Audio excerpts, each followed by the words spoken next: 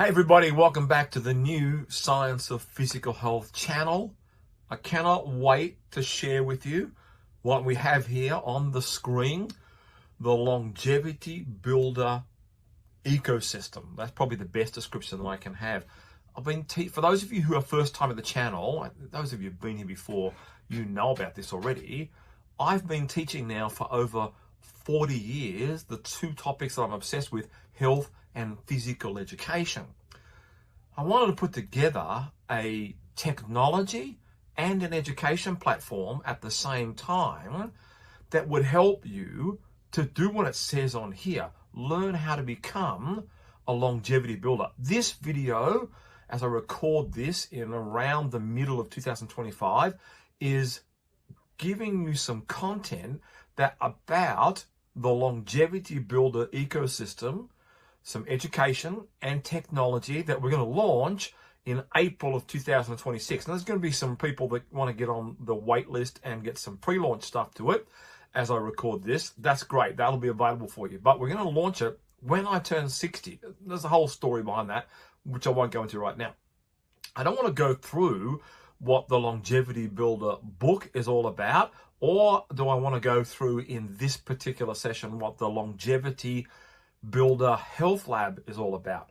But my objective for everyone who comes to this channel is not only to teach people the new science of physical health, but to be able to put forward content that if I have, and I do have this, if I have a blank canvas, how would I want to create what it is that I teach so that you get the best benefit? That's what it's all about.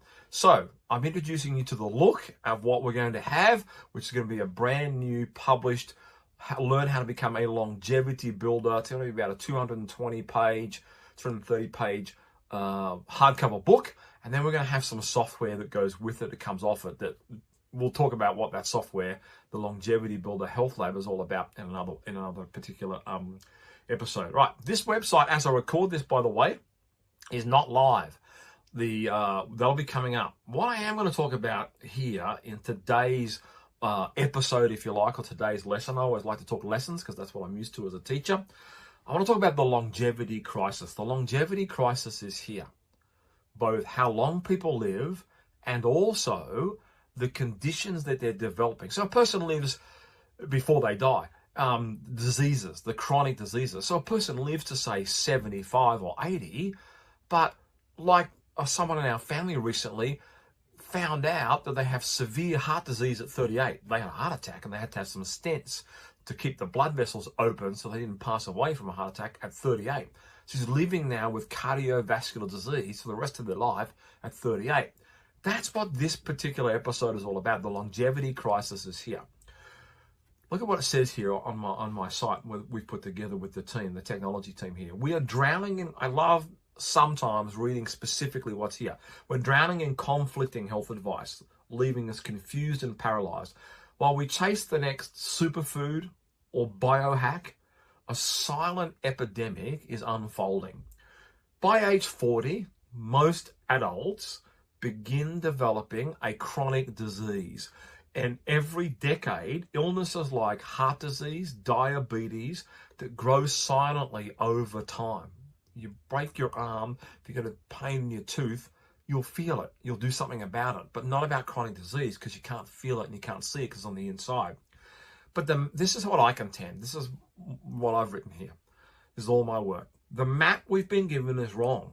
But in my opinion, from all of the work that I've done over the past 40 years, plus the past half decade with PhDs from around the world that have come onto my audio podcast from recognized universities and world leaders in areas like exercise physiology, cardiology, vascular and molecular medicine, and a whole lot more. The good news is that when you raise your oxygen efficiency score, your VO2 Max Score, if you've never heard of that before, that's okay, that you can build a defense system against what I call the big four chronic diseases. And they are lowering your clinical risk from complications related to overweight or being overweight or obesity, catastrophic cardiovascular events, high blood sugar, and metabolic syndrome. Now, I talk about cancer in a minute as well. there's a reason I don't put that into the big four like perhaps some other people that teach health education. I'll go into that another time. Let's look at this animation here, though, this graph here. That's what I've come here to do today. And we're going to spend a fair bit of time because behind this graph and along with this, when this website goes live, if depending on when you're watching this video learning episode, there's some clickable animations, if you like. So let's have a look at this graph. Look at the side where my mouse is over here. Quality of life. As you, along the bottom axis, horizontal axis, you have your age. So a person, think about what decade you're in right now. Are you watching this video episode? Are you in your 20s? Are you in your 30s? Are you in your 40s, 50s or 60s or 70s or 80s or beyond 80s? I want to teach everybody about this concept of being a longevity builder. So someone at 40 years of age, they start developing poor metabolic health. And as the years go along, that doesn't get any better. And then typically what we find is that we get in towards our 50s, if this hasn't happened before, and we end up getting, so we have poor metabolic health. And that's what starts in somewhere around between our 40s and 50s. And it can kick off a lot earlier if you don't have a high oxygen efficiency score. If you don't know what that is, you're new to the channel, go back and look at some of the other videos. So we get high cholesterol, we get cancer events, we get dementia and Alzheimer's, and we have mobility and loss of fractures. Now, what I'm going to do in this particular learning episode, I'm only going to go through today poor metabolic health, high cholesterol and blood pressure, cancer and dementia and Alzheimer's. I want to talk about those particular chronic diseases as they relate to your oxygen efficiency score, your VO2 max score. So let's do this. Let's hit the pop-up box over here. And we have now on screen another animation that I want to walk you through and some learning. There's a lot to this. I may not go through all of this because I want to get through all four of them. Here's essentially what happens for people with poor metabolic health. We got a diagram, an animation here that I've had the team create called your body's energy factory. When you can see on screen right now, high VO2 max, it's green in the middle of the screen where the circle is, you have your body's energy factory. So look over where it is in yellow where it says food in. So whatever food it is that you eat, and myself and all of us, every time that happens is we have a breakdown of the macronutrients from that food. And what we're looking at here in the animation is we're looking at how does the human body utilize fat and glucose. Now, this is a simple concept. I don't want to get too complex here. Every time that in the middle of the animation it turns green, it signifies that you've got a high oxygen efficiency score or a high VO2 max. Every time that it is low, it's in purple. And what ends up happening is when it's high, your body produces a lot of clean energy, and when it's in a low VO2 max, you produce a lot more toxic waste. Look at this. Let's wait till it goes back to green here, and I want you to look at the containers down the bottom. 85% clean energy when you got a high VO2 max, 15% toxic waste. You have low blood sugar problems, and I didn't get back to the body information. You have not much body inflammation or low levels of body inflammation, minimal. 85%, 15, low blood sugar and minimal body inflammation. But then look what happens when it changes to purple now. 15% clean energy is made in your body. 85% toxic waste. High blood sugar problems and severe body inflammation. That's when you have a low VO2 max. So that it's a shield. This is what happens to the human body when you have poor metabolic health. So I want to go through a little bit more down here about the science, some of the science behind poor metabolic health. I'll read some of this and I'll talk about some of back to the camera here. So metabolic flexibility is your body's ability to efficiently switch between different fuel sources, primarily glucose, which is sugar from food, and fat based on availability and demand. The fundamental capability, or this fundamental capability, determines whether your body operates like a high performance engine or a broken down machine that creates more waste than energy. So look, here's how having a high oxygen efficiency score, high VO2 max, the difference between these two boxes that I'm going to have on the screen, and there's more that I'm going to get you to go to when you go to this website, but I'm at least going to go through these two boxes before I move on to the next disease. Metabolic inflexibility, the root of modern diseases that cause a shortening or in longevity and health span, and certainly lower your risk of having a much longer life and a much healthier life. When your VO2 max is low, your body becomes metabolically inflexible, stuck in a dysfunctional state where it can't efficiently process either glucose or fat, and it creates a cascade of problems. I love that word, cascade. Number one, glucose intolerance. I've had mine tested recently, but I get it tested quite regularly, about every 6 months by my doctor.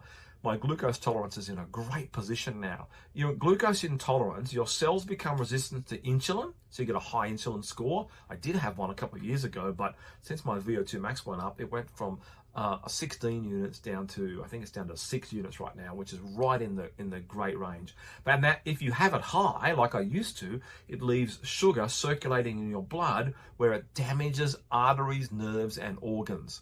And over time, if it damages particularly arteries enough, you'll develop heart disease, the #1 killer worldwide for men and women. You get fat storage mode. You're unable to burn fat efficiently, and your body defaults to storing it, especially dangerous visceral fat around your organs. That's what happens when you have when you're metabolically inflexible and a person who has a low VO2 max. The whole idea of Longevity Builder, the program, the ecosystem we've built, a technology and a learning ecosystem that's going to be released in April of next year of 2026, is to teach people in the most simple, direct way to make it so that you can incrementally increase your VO2 max. That's the purpose of Longevity Builder. You also get a toxic waste and accumulation. You have poor fuel processing, the food that you eat, and creates an inflammatory byproducts that start poisoning your system. It's like, a pile on top of a pile on top of a pile. You get this energy crisis. Despite having fuel available, so you're eating food, your cells don't accept it properly, and it leaves you tired and craving more food. That's metabolic inflexibility, and that's what I see in this animation right now.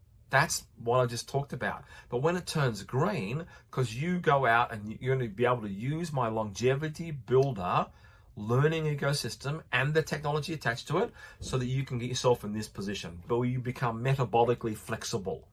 Your VO2 max is high, so you incrementally increase it over time if yours is low today.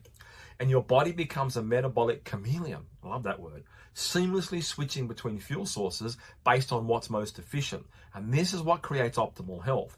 You get something called glucose mastery. Your muscles act like a glucose sponge, rapidly absorbing sugar from your bloodstream and using it for energy. You become literally a fat burning machine. During rest or low intensity activity, your body efficiently burns stored fat, keeping you leaner and more energized.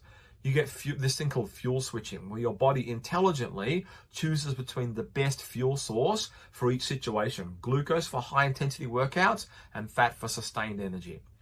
And you get a clean energy production, which means efficient fuel processing creates maximum energy, which is called in science, it's called ATP, adenosine triphosphate molecules, with minimal toxic waste. Right, there's a lot more to this particular learning module that I've got on the website. When that goes live, you can come in and go ahead and read that. Now let's look at the